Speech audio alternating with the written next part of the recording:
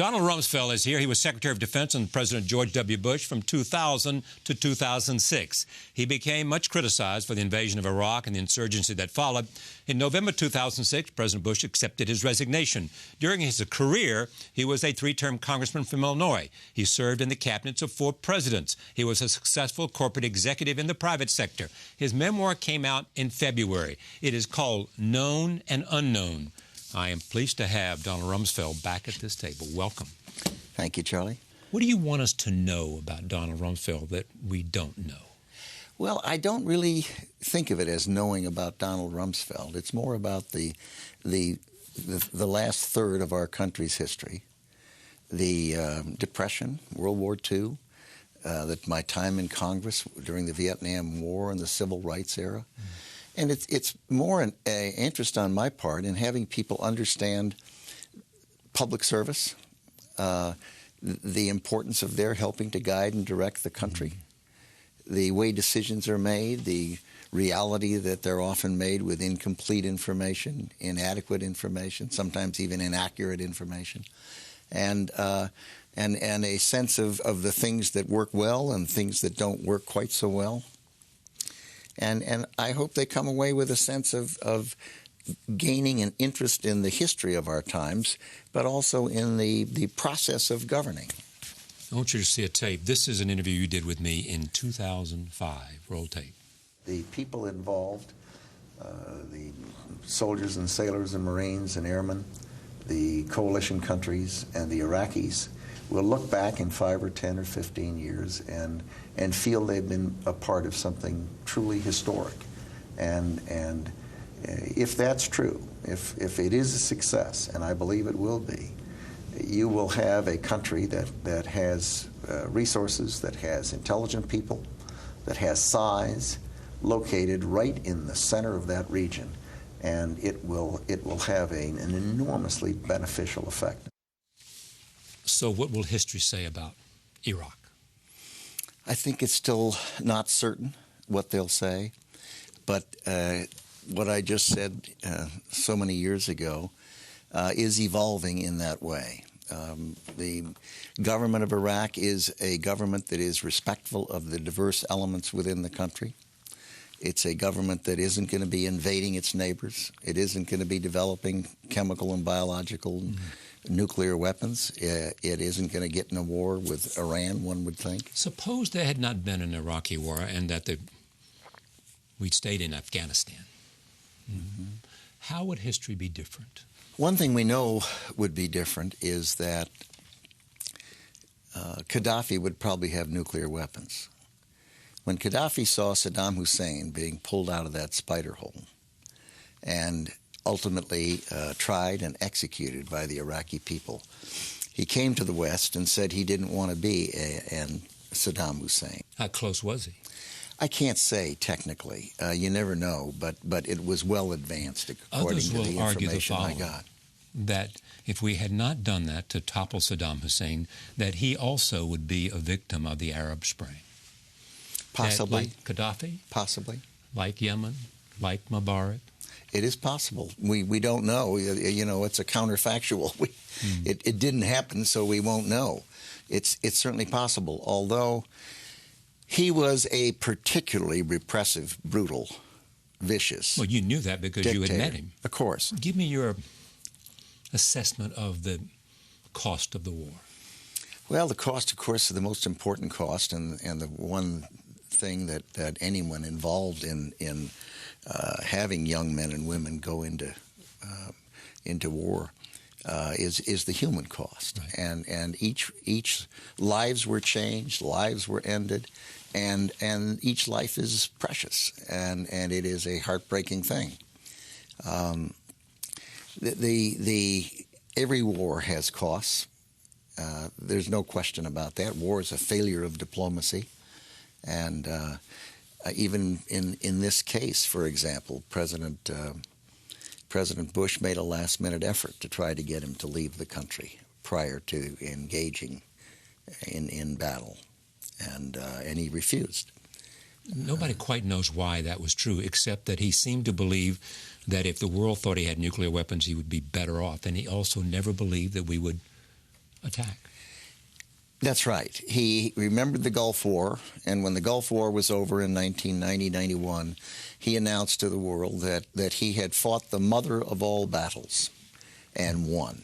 And shortly thereafter, George Bush was out of office, Herbert Walker Bush, Mrs. Thatcher was out of office, and he announced he was still there. Mm-hmm. And he believed that he was the victor in that war. And he had it in his mind that no one would go after him, notwithstanding the fact that the Congress of the United States in the late 1990s passed legislation for regime change in Iraq, and President Clinton signed it. And when did you... He didn't believe it. He just didn't believe it. Why do you think that was true? Well, I suppose the same reason that Osama bin Laden considered the United States a paper tiger, a country that wouldn't do anything to him. Wouldn't come after him in Afghanistan. Well, wouldn't come after him anywhere. I mean, after the attacks on the coal, after the attacks on the embassies in Africa, the U.S. response was to lob a couple of cruise missiles and then indict people in absentia in some New York court. And they were convinced that the United States was not going to do anything other than that. And the more they believed that, the more they were willing to take risks and push the United States. Did you suggest on September 12th that we might invade Iraq?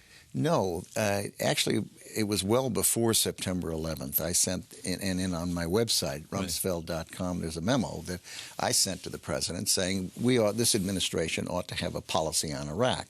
Our planes were getting shot at every day, over 2,000 times, in the northern and southern no-fly zones of Iraq. Iraq was the only country in the world shooting at our aircraft on a regular basis as we were enforcing the UN no-fly zones. That alone, just to make a point, that alone, there's nothing wrong with that. In fact, we ought to. In other words, wrong with what? Saying we ought to have a policy.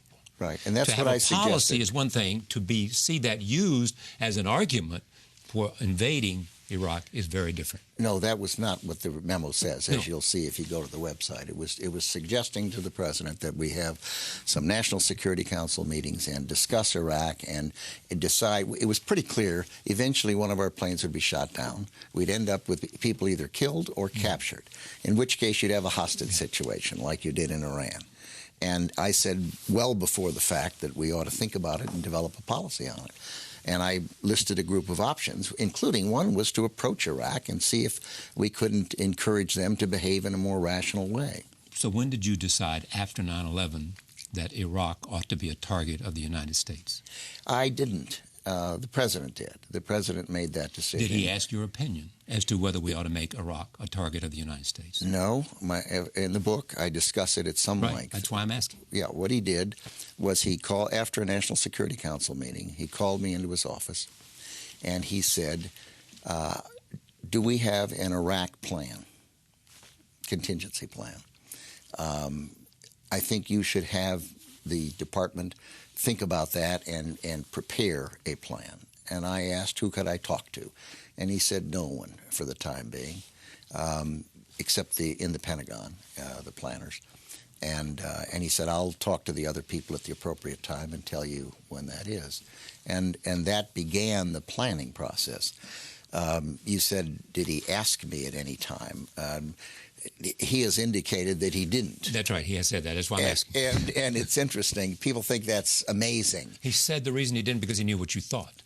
And I don't remember him asking. He knew what you thought. If he had asked you, what would you have said? I think I would have said that we should overthrow Saddam Hussein at whatever the risk to the United States. That we should. Because?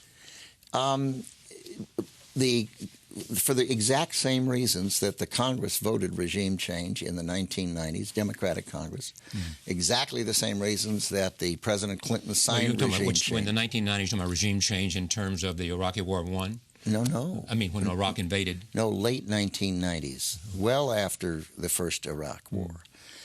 Congress, Democratic Congress, House and Senate, passed regime change legislation. Clinton signed it, agreeing with it. And it was the policy of the United States that Saddam Hussein was a regime that should be changed. That was the policy of the United States. That's one thing. It's another policy overthrow. Right. And you say why, and I would say for exactly the same reasons that the Congress passed the resolution authorizing the president to engage in the war with Iraq, that the UN passed 17 resolutions. There was a absolute conviction on the part of our intelligence people, on the part of the president, on the part of the Congress, the leading people in the Congress who saw exactly the same intelligence, that in fact Saddam Hussein's contentions that he had nuclear weapons. If you had known that he wouldn't have had nuclear weapons, would you have been opposed to an invasion of Iraq? You know, you can't go back and say that because we didn't have that information. No, but I can ask you your frame of mind. You can ask me anything you want, but information you gain after the fact is helpful for the future. You never assumed that he had nuclear weapons? No, absolutely not. So you said, let's do this without... Let me tell you what I did think. We were told by the intelligence community, by George Tenet's people, that he had a nuclear program, not weapons. In fact, it was reasonably clear that it had not been weaponized at that stage. And one of the reasons is that when they went in 90, they discovered a nuclear program that was much more advanced than they had believed it would be when the United States forces were there. And, of course, the Israelis had gone in and taken out their nuclear program well before that. It was chemical and biological weapons that the UN was particularly concerned about, and that Saddam Hussein's regime refused to tell the UN precisely what had happened to the stockpiles. Now, we know Saddam Hussein had them. We know he used them on his own people. We know he used them on the Iranians. When the war ended, there were not large stockpiles found, as the UN had assumed he had, because he had refused to indicate that he did not. What they did find, the Delfer report found this, was precursors for chemical and biological weapons, the competent people who knew how to do it and had done it previously together, and dual-use facilities that would enable them to have stockpiles of chemical and biological weapons within a matter of weeks, according to the Delfer report. So it really didn't make a lot of difference that there weren't stockpiles, as long as you had the ability to have stockpiles within a relatively short period of weeks. So the concern that the president had, it seemed to me, was well-founded. And what was the reality? The reality was that he had these people, he had the dual-use facilities, he had the precursors and the ability to have chemical and biological weapons in a very short period of time. That's the fact. And is it the according fact, to the Delfer report? I understand. And Charles Delfer's been on this program to talk about that. All right. For all the talk of weapons of mass destruction, your assumption is he had them because he had the capacity in a matter of weeks to make them. According to the Delfer report, which I believe. Paul Bremer, if he disbanded the Army, in terms of those generals and who may have had a Sunni background, who did have, in many cases, a Sunni background. Hundreds of generals absolutely were Sunnis, right. Yeah. And they later were part of the uprising, too, as you have pointed out. Did the order come from Donald Rumsfeld? Did the order come from the chairman of the Joint Chiefs? Did the order come from the President of the United States? Or was it a decision made by Paul Bremer in the field? I write about it in the book. He writes about it in his book. And? It is unclear. I know. Clearly. How could it be unclear? Well, because he was making a series of decisions. He was proud that he'd made the decision. He wrote up the fact that he had done it. Yeah. And it was one of his first orders as the head of the Coalition Provisional Authority. He feels he got the impression from, it was discussed in the National Security Council. But my feeling is that the real problem was not the fact that it was disbanded, because it had disbanded itself. The real problem was that if there had been some way to reconstitute it faster, after the ones that we wanted, or some way to pay the conscripts while they were out before they were reconstituted. Now, we did put in place, obviously, organizing and training and equipping the Iraqi security forces, and a lot of those people were brought back in. I put Petraeus in to do that. Let me just talk about personalities for a second. I mentioned you and the president. He said, I think at one point... He, the president? He, the president, said about you, I think, he said Rumsfeld frustrated him with his abruptness towards military leaders and members of his staff. I haven't read that, but I've heard that. Yes. Why, did you read his book? I haven't had a chance. No. Are you serious? Yes. I have been so busy with my book. Oh. Believe me. This book was published when? February 8th. February His book 8th. was well before that. I know, and I but was in since the February final 8th it is now June 1 when we tape this. And I had this is coffee your with commander-in-chief. him. I had coffee with him the other day when I was in Texas and had a good visit. But you have not read his book? Not yet. I will. It's amazing to me. You would not want to know his view of the most important events of his life and your life. I will certainly read it. I just haven't. Has he read yours? He didn't mention it. I don't know. He said he's frustrated with your abruptness towards the military and towards some members of his staff. Do you plead guilty to that? Oh, I suppose, if you're there 6 years and you try to get something done, that you may get abrupt at some point. You mentioned earlier that I had a passion for changing the military. You told me that. No, I had never been a part of the Revolution in Military Affairs group. Right. I'd never written on the subject. President gave speeches at the Citadel before he was elected. He campaigned on bringing the military into the 21st century, into the information age. When he asked me to become Secretary of Defense, that was his charge to me. And I was there because he wanted that done. And we made some terrific progress. We moved from divisions to brigades. We increased our special operations capabilities by increasing their budget 2 or 3 times, increasing their numbers by something like 50%, getting the Marines involved. We increased the unmanned aerial vehicles in the United States inventory dramatically. We rebalanced our forces around the world. The kinds of things he wanted done, we did in large measure. If there had been no Afghanistan and no Iraq, that's what you thought your legacy would be at the Pentagon? I didn't think about my legacy, Charlie. That's for others. I'll be long gone. You talk about the National Security Council. Mm-hmm. And its inability in your judgment to be decisive, and you would come from meetings and you didn't think it was clear as to what the marching orders were. It's a terribly difficult job, the National Security Council. You've got these stovepipes coming up, and separately in the Congress monitors and oversees the different departments and agencies, and they then come up and they have to be bent as they go towards the president. So the threads go through a needlehead in a reasonably rational way for them, and it's tough. It's difficult. And you've been around for a long time, and you've seen history and the suggestions that Henry Kissinger had difficulties with Bill Rogers and with Jim Schlesinger at the Defense Department, and that Brzezinski had troubles with Cy Vance, and that George Shultz and Caspar Weinberger had difficulties. It was carried in the press as though it were the clashes of personalities. And it really wasn't. It was substantive. There were different views, different perspectives. Now that you've brought that up, and you're right. And the press likes to make flesh and blood around it. Then define for me the differences in views of Donald Rumsfeld and Colin Powell about Iraq, and who prevailed. Well, as we talk about in the book at some length, I felt we should be in and not make a career out of it. You thought, go in there, do the job, and get out. Exactly. Leave a very small force. The force size was the combatant commander's decisions. But what I wanted to do was to be there, not seem as an occupying force for a long period. And to try to transfer responsibility to responsible Iraqis as quickly as possible. And the State Department and indeed the National Security Council and certainly the Coalition Provisional Authority decided that a pace should be slower than I was encouraging.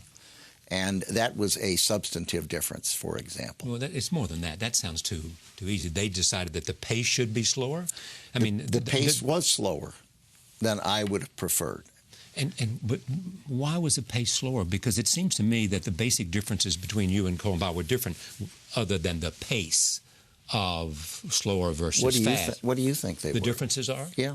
I think he's spoken to this, obviously, himself, and he can be better. But were there not differences over reservations he had about Iraq, and that perhaps Not that I ever heard him express. Not to you, or never heard him express to the president, in terms of if you break it, you own it, and all those kinds of ideas. I never heard him express concern about force levels or going into Iraq.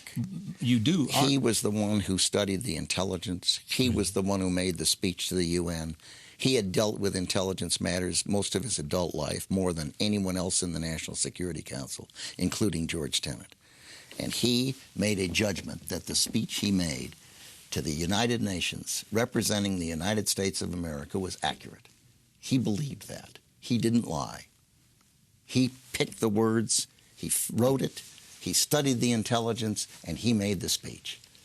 Now, the narrative out there is to the contrary. But I was there on the inside. What do you think the narrative is? Oh, I think the narrative is what you're suggesting, is that what you just said. That there was the differences in terms of what ought to be, I mean, there were first Caspar Weinberger and then Colin Powell, who he worked with. There were certain principles that he enunciated about when the United States should go in, and it should go in with full force, and you know all those rules that he articulated. Well, I that wrote would a be memo. A difference from what you might have been saying. No. Okay. No, he didn't express differences of views in meetings that I was attending. But you can tell me that you know of no conflict that existed on either strategy or ends between you and the Secretary of State. The intelligence material that he studied day after day out at the agency in the National Security Council. He went in 3 or 4 days to the agency before he made the speech. And then he made a decision what should be in the speech. Yeah. He gave the speech. He believed every word in that. I don't think anyone questions whether he believes it. He clearly did, but he also, some questions have been raised as to whether information he'd been given was right. There were portions of it that weren't right. Clearly. And that's always the case with intelligence. Right. My goodness, we know that. Think of all the differences between intelligence assessments and what actually evolves. It's always been the case.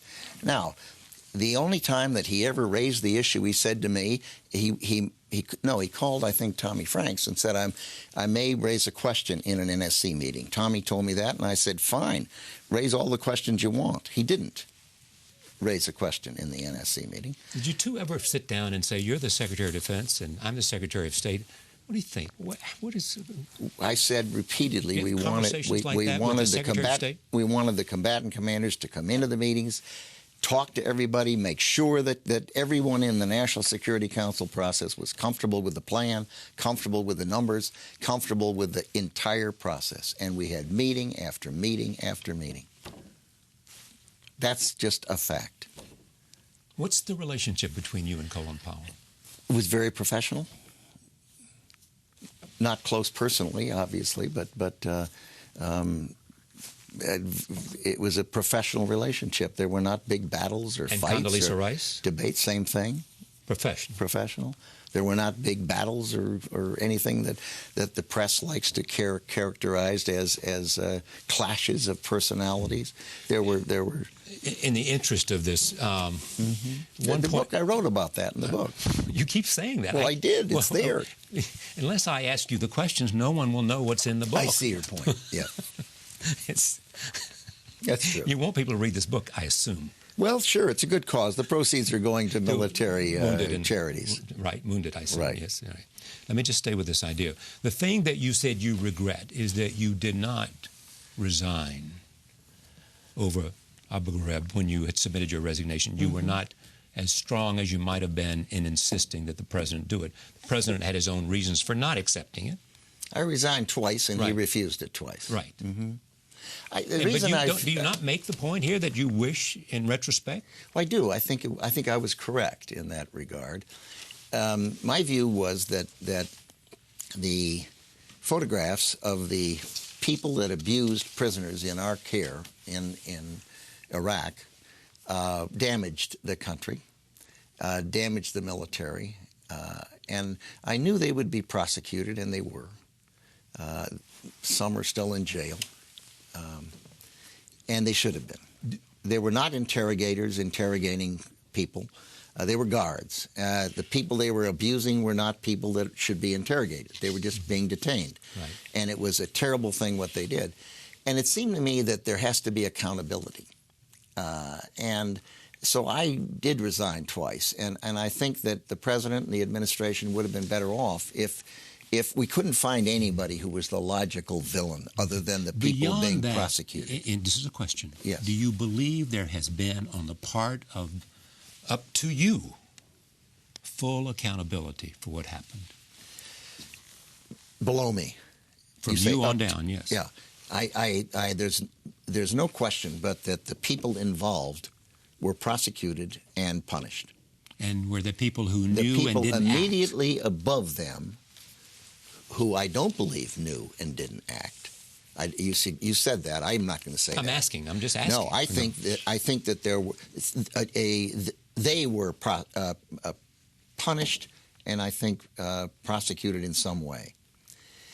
Above that, there were 12 studies on detention policies, and not one of them suggested anyone above that had any responsibility at all. And in fact, Jim Schlesinger and Harold Brown chaired a panel that concluded that, as did 2 or 3 others. Now, so I think the proper accountability. The problem was that the people in the Army that had the responsibility for training interrogators and guards and prison people had changed. The Secretary of the Army had changed. The Chief of Staff of the Army had changed by then. The people who had responsibility in the combatant operational chain of command, the general for Iraq, had been, by my standards, put into a very difficult situation. He was junior. He had insufficient experience, right. I think. And furthermore, the Army had not staffed his command to the extent they should have. And so to blame him, I felt, was unfair. And therefore, the only person above him was Abizaid, and he'd just gotten there. Because of the moving parts, I was the only one that I felt you could fairly say had been in the chain of command. And I thought the impression or the visibility of accountability would have been a good thing. So you basically saying it happened on my watch, exactly. And so I'm resigning. Exactly. Here's an impression that if you know about you and you read a number of things, there have been lots of books written, from Tom Ricks and Michael Gordon. They weren't there. But these are very reputable journalists. Are you questioning that? They weren't there. But journalists... this book is written by someone who was there and backed up with thousands of documents. Say, if they were here, they would say, we talked to people that were there. Our journalism... They don't quote them, journalism was... and they don't document it. I do. But are you saying that, therefore, your story is true and their story is not? I am saying that this is a memoir that was written in the 21st century when we have digitization, and it is backed up by a website and documents and a lot of notes. And I believe it to be accurate, and I believe it to be fair. And you believe you've said everything that was necessary to say here about your engagement. And I don't question for a minute that other people can write books that they believe are correct, and that they may have gotten information from people suggesting this. But personally, I think this is probably going to stand up over time as a more accurate narrative. Now, I should say this. When you write a book like this, and I've never done it before, what you're putting out there is your slice of history. And there are other slices, and it will be all of those slices that ultimately will be used by historians to write the history of that period. And that's why it's an important book. It is an important book because you were a central player. Exactly. You are considered as good a bureaucratic infighter as Washington has known. You really are. Jim Baker's another. You. And we could go on and others in terms of people who really understood how power works. It is also said about you, that's one impression, okay? Do you disagree with that? I can remember Henry Kissinger wrote that one time. Yes, exactly. Yes. So you accept that. He was pretty good. Indeed, he was. Secondly, It is said that when you were at the Pentagon, in part, to your credit, you were constantly questioning the military men and women who work for you, and basically saying, is there a better way to look at it? Rethink this. I want to hear the truth. Yes? Absolutely. That was part of your modus operandi. Absolutely. I ask a lot of questions. But here is what some people look at, and they say, Rumsfeld did that, yes, but he didn't do it enough when he simply agreed with what he thought the conclusion was. And in those cases, he would say, well, it was not my responsibility, or that's what the field commander said, and there wasn't the level of incisiveness, because you were a pretty tough guy about, and pretty arrogant about your own confidence in your own judgment. Well, you know, beauty's in the eye of the beholder. I ask a lot of questions. We're talking about power more than beauty. No, I'm asking questions because I want to know the answers. And what the subject matter we were dealing with was so important to the country that it seemed to me I had to be willing to invest the time and the effort. And it's true. I mean, if I got people who came up with answers that were not solid or sound or well documented, I suggested that I wasn't comfortable with that answer in a gracious way. You see that. Yes. And suggested they go back and do some more work and come back in another day and we'd have a talk about it. But I think the people who work closely with me would give you a different perspective than what I just said. Yeah, I think if you talk to Pete Pace, General Pace or General Myers or the General Franks or the people I dealt with regularly, I'll give you an example. Someone comes in and I'm going to get briefed on a war plan. Right. And they start briefing me on the plan. And I said, well, what are the assumptions on that plan? And they said, well, what do you mean, what are the assumptions? Or I said, well, is some other country nearby going to give you the right to fly airplanes off that place? Right. What weapons do these countries have? You have to have a list of assumptions that a plan is rooted in. Now, if they don't have that, their plan is got both feet firmly planted in midair. And that happened to me on a number of occasions, and I sent them back and said, come on in with the assumptions that the plans are based on. Did you do that? Did you do that with cases in which you essentially agreed with what you were being told? I didn't have any opinion at all on what I was being told because the work had not been rooted in a set of assumptions that you could see the logic of it. Eisenhower, of course, once said that the plan is nothing, planning is everything. It's the process of planning. And thinking about it. Somebody said the plan changes on the first day of battle. It does. Everything. First contact with the enemy. Because the enemy's got a brain. Starts making adjustments. Do you understand why you're so controversial? Well, sure. My goodness. You can't be in positions in a wartime and where you're faced with tough decisions and you make tough decisions and not have it be controversial. Some people are going to agree with you. Some people aren't. Are there decisions you made that you now regret, that you think when you made it, you based it on the best evidence you had? When you look at it now, it was wrong? There are certainly things that I've discussed in there that tell me now. Tell you now. Well, we've just talked about one. Not insisting that I resign after Abu Ghraib. What else? I think the inability on my part and the administration's part, but my part, to not be able to communicate effectively the fact that, for example, Guantanamo Bay is an exceedingly well-run facility. It's probably one of the best in the world. Yeah. It is been tarnished and is a stain on our country's reputation, and it shouldn't be. No one was ever waterboarded at Guantanamo. Where were they waterboarded? I don't know. The Defense Department didn't do waterboarding. Stop.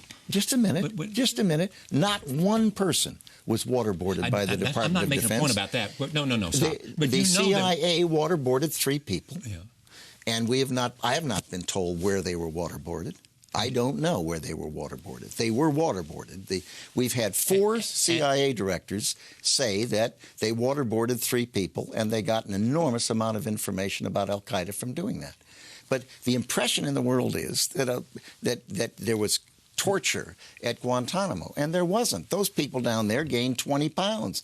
They had religiously appropriate food. They had soccer. They have movies. They have all kinds of things. But it's not a country club down there. I didn't say it was a country club, but by golly, they get the same health care our troops do, and the abuse that's been heaped on Guantanamo Bay and the U.S. military people who operate that facility is disgraceful. It is an exceedingly well-run place. It is not a place where torture has been committed, and that's wrong. I'm way over time here, so I have to do this now.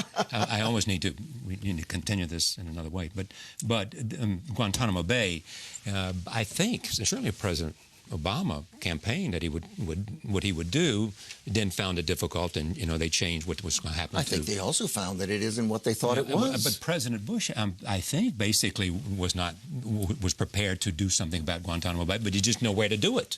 He's the one that required that the Department of Defense detain these people. Right. We then looked at all over the world for the best place to do it. Guantanamo Bay had been used by previous presidents of both parties to detain people. Your successor was Robert Gates, who's retiring soon. Mm-hmm. He's been described as perhaps the most effective Secretary of Defense. I think he's done a good job. In history. Would you rank him that high? Oh, goodness, I don't know. I think you need to let some time walk over these things, but I personally think he's done a good job. He's a fine man. Thank you. Mm-hmm. Thank you. Donald Rumsfeld, the book is called Known and Unknown, which is a story in itself, a memoir.